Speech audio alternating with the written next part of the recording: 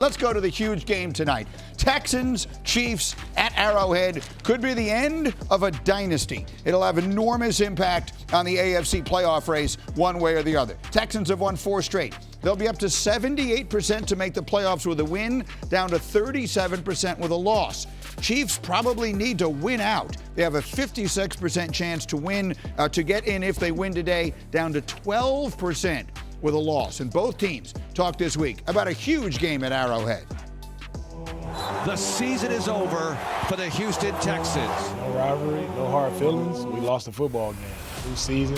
Outstanding job, man! He's going to match their intensity. I think that's the biggest thing. It starts up front, and we've got an active front. Darnold in trouble, and Will Anderson has him down. Houston scores! Patrick is still Patrick. He's called him Houdini. I've been a fan of Pat for a long time. He's a heck of a player. Not many guys can do it how Patrick does it. That's why he's a special player. So they fake it to him, and Mahomes keeps it and goes in. Great fake by Mahomes.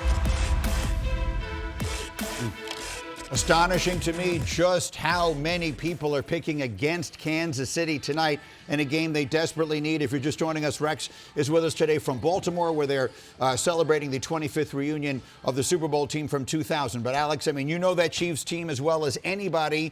I look to you and I ask, as you look at this matchup, which side do you favor? I mean, to me, everything's pointing towards the Texans. The Texans are the better football team. They should win this game. I mean, the Chiefs have 3 backup offensive linemen playing. I couldn't think of a worse team to play with 2 backup tackles than the Texans, right? Will Anderson Jr. and Danielle Hunter, they are game wreckers. And listen, every time we've seen the Chiefs struggle, it's when they can't protect Patrick, right? And like this just smells like that's going to happen again. This Texans front is dominant. And again, it's going against backups. I don't care that it's at Arrowhead. I think they can take over this game. I think this game is going to be a defensive battle on both sides of the ball. Rex, let me get you into the conversation because you used the word last night, the Alamo. I mean, this really feels like it for Patrick Mahomes.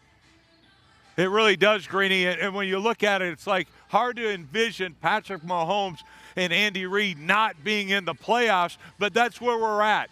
And look, he's got such a heart, a heart of a champion without question about it. This game won't be easy. But this is absolutely absurd.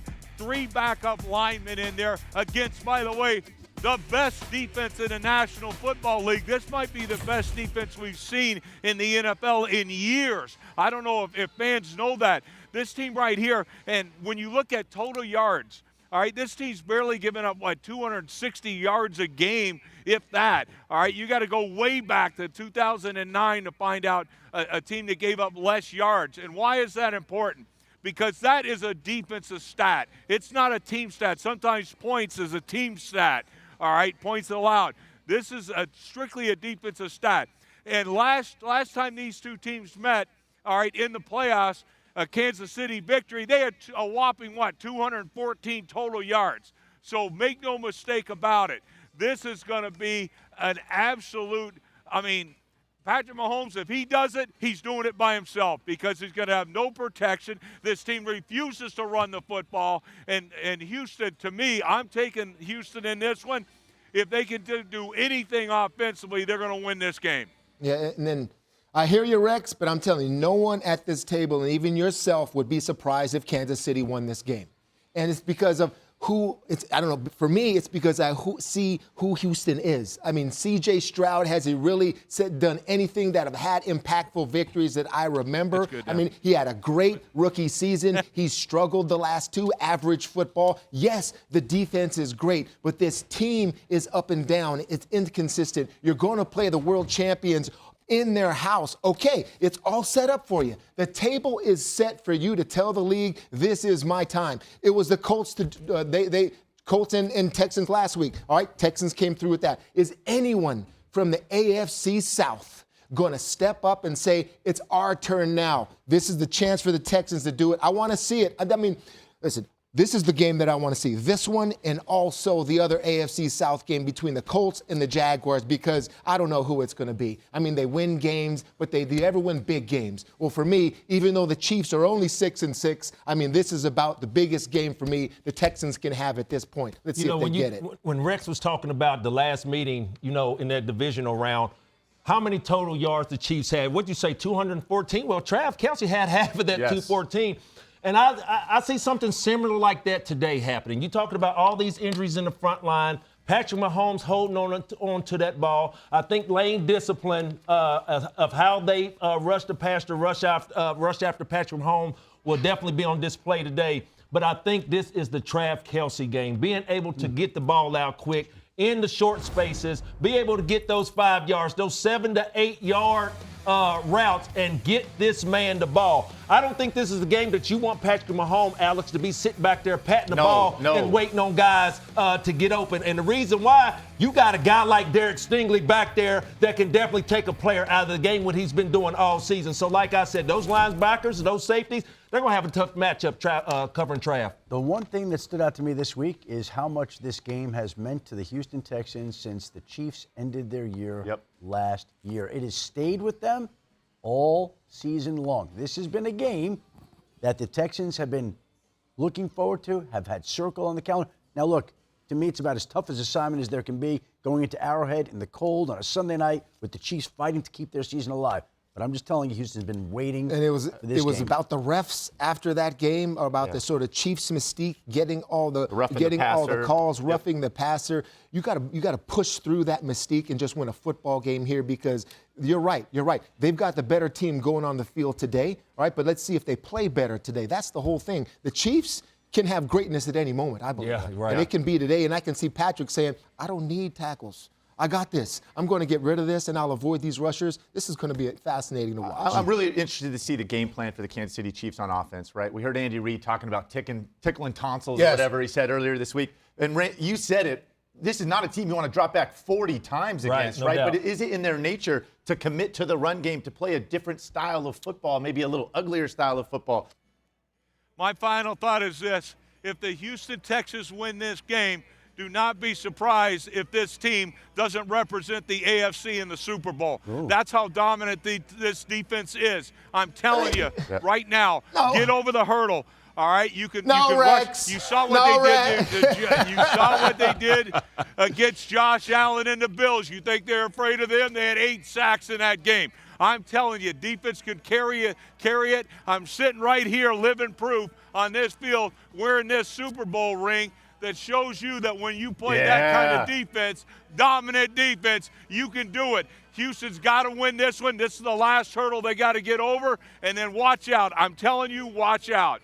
That's how good this defense is. That's a man right there, ladies and gentlemen, that loves defense. And this is a player that loves defense, too, but they got a long way still. I'm with you, Rex. I see you, Rex. Difference in perception. Those two teams played that playoff game 11 months ago. The Chiefs were a 10-point favorite. Today, they are a 3.5-point favorite. Amidst all of this snow in Orchard Park, let's dive into the game. Allen's Bills are 8-4 after a win over the Steelers.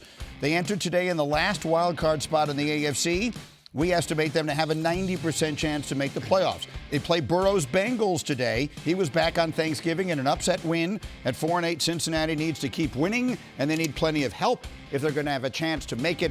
The division seems like the best route. Dan Graziano is there in Buffalo. He stopped with Zach Taylor a little bit earlier. And Dan, I see the snow out there with you right now. What is it looking like? What is the expectation for the weather? Well, Greeny, because I'm in Orchard Park, New York, the weather could change twice before the end of this sentence, so I'm not going to give you anything definitive. It is snowing. It has been snowing all morning. About 5 minutes ago, the wind was blowing pretty hard. Now it's kind of not. So at game time, I think you're going to see some snow falling. You might see wind be a factor, but it doesn't seem like it's going to be anything that's going to impact the game in terms of how it is played. So that's a good thing. It'll look pretty on TV, but it might not affect the outcome. A little bit of news for the Buffalo Bills. Tight end Dalton Kincaid, who missed the last 3 games with a hamstring injury, he is going to be active for this game, making his return from that injury today against the Bengals. So that's a boost for the Bills offense. And when we talk about the Bills offense, last week against the Steelers, they ran the ball 51 times for 249 yards. I talked to Connor McGovern, one of their offensive linemen. He said after that mini bye off the Thursday night game against Houston, they really kind of got together and talked about the run game and how they had kind of been getting out of it. They hadn't been sticking with it when it started to not work well early in games. And they came away with the take of, these 2 yards gains are fine as long as we stick with the run game. Eventually, the explosives will happen. They played last week without their 2 starting offensive tackles, Deion Dawkins and Spencer Brown. Sounds like Spencer Brown will not be active today. Deion Dawkins back, so a little bit of a boost there on the offensive line for Buffalo as well.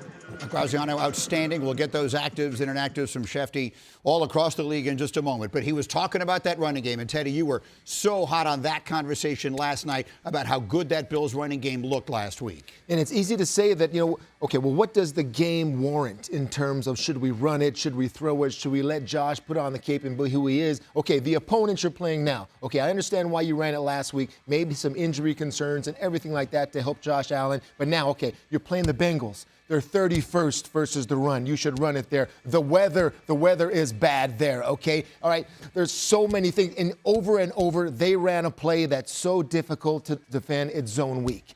Over and over last week. So this is the play that do they major in this again? I think they should, because here's your weak side to the left, strong side with the formation, everyone to the right. That's why it's strong, because you have all those players. Zone, it's when the offensive lineman block whichever defender is in their zone, and now the running back can be interpretive. All right, he can look for the hole. There is no direct hole. It's easy to cut back. It's easy to keep play side. Here, you cut it back. There's the hole. The running back has it. Here we go again. Same formation. Set the other way to the strong side. Now watch how it starts to the weak. All right, the offensive lineman, this is one of the best O-lines in the game, fellas. You see how they put a hat on a hat. They body them up and just let the defenders go where they want. Take them that way. Cook is such a great job. There's a receiver getting a block down the field, and then you're out the gate. This is exactly what they should do. With all that snow you heard about Graziano talking about, this is the game where you should continue it. And by the way, on the other side, let's keep Joe Burrow off the field, all right, by running it, because he doesn't care if it's snowing. He's going to 1, Moss. Rightfully so, Brew, but the question I got for you, you talk about the running game of the Buffalo Bills. Will they be able to put some points up? Because the Cincinnati Bengals, with Joe Burrow coming back, the way he's slinging the ball to everybody other than Jamar Chase, that's what's looking scary. And I said earlier, Zach Taylor was excited about getting a guy like T. Higgins back. You're talking about your opening kick. You had Jamar Chase catching passes in the snow from their last meeting. So one thing about this duo, this combination with Joe Burrow and Jamar Chase, I can honestly say they do not care what the conditions are, where the game is played. They'll catch it. There you go. So last week, he threw Jamar 14 targets. He caught half of them, and that's his first game back. So I'm very excited by having a guy like T. Higgins back. I told you, Alex, with a guy like T. Higgins back, it'd be a must to be able to get T started first, because Jamar's already gelling right now. So it'd be what I want to really see is how Zach Taylor will call the first 15 scripted. Can he get T. Higgins involved? Rex is in Baltimore again. He's with us throughout the show this morning. What are you expecting in this one with the Bengals and Bills and all that snow in Orchard Park, Rex? Man, Greeny, I'm thinking that Buffalo sticks with the run game. Last week it was so good against Pittsburgh, 51 rush attempts. But they're going to do that. Why? Cincinnati's horrendous at stopping the run, so it sets up well for Buffalo. And I'm going to tell you who the benefactor is. When Buffalo can run the football the way they did last week, Josh becomes the quarterback we all know he is. Incredible. He's way better when they can run the football and they're not just one-dimensional drop back and throwing it all the time. So Buffalo becomes extremely dangerous. They become the team that we thought going into the season had a chance to win a Super Bowl when they can run the football. Everything's better. Their defense actually plays better.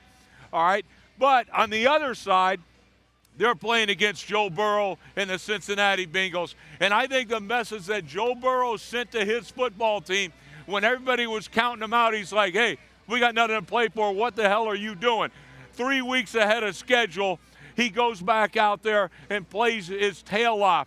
That motivated his entire football team. We all saw it, and I'm just telling you right here, this game is going to be an awesome game. We think of low-scoring games in bad weather. I don't think so. I think this one is going to be a pinball-type game. I think high-scoring in that game in Buffalo, regardless of the conditions. He's been playing better as of the last few weeks, and there's no way they haven't turned on this film and seen weak zone run 20 times and also duo run 20 times, and then they're not going to be ready for it. You are going to see a loaded box up front. The Bengals are not scared of anybody on the outside for the Bills. I mean, who is it? Gabe Davis, and they brought Brandon Cooks back, right, off the street? Yeah. Like, they're going to line up and play man, and they're going to dare you to beat them throwing the football on the outside because they think they have better matchups there. And if you're the Bengals defense, I agree with Rex. You only got to make a couple stops. I think this has a chance to be a high-scoring game. I think this Bengals offense is rolling. And listen, if you're the Bengals defense and you're playing like that, hey, let's get stout for a couple series here. We make a couple punts, we win the game. Defensive players get motivated when you see a quarterback that knows what he's doing. Hey, real quick, let me say this about the Buffalo Bills defense by having T. Higgins and Jamar Chase back. This defensive secondary has not given up 100 yards receiving in 2 months. So I'm interested to see how this wide receiver core for the Bengals affair. The snow, spectacular. And by the way, you also have James Cook, 58 yards behind Jonathan Taylor to lead the league in rushing this season. We'll see if he surpasses maybe by the end of today. In this game. Maybe.